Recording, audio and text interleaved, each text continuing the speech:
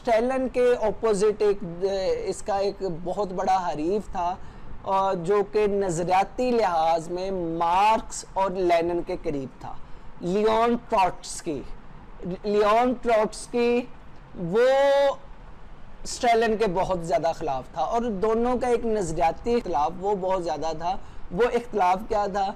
उस इख्तिलाफ की ही बुनियाद पर इसके तकरीबन तमाम आइडियाज़ फॉर्मेट हुए हैं।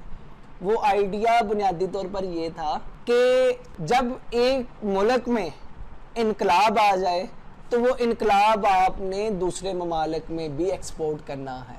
असल में ये सरमायादार जो हैं ये इंटरनेशनल कर्ज है, इंटरनेशनल इवल है।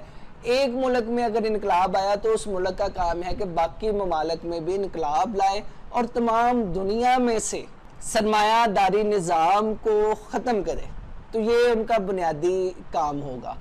ये एक आइडियलिस्टिक अप्रोच थी जो कि मार्क्स की थी, लेनिन की थी, ट्रॉट्स्की की थी।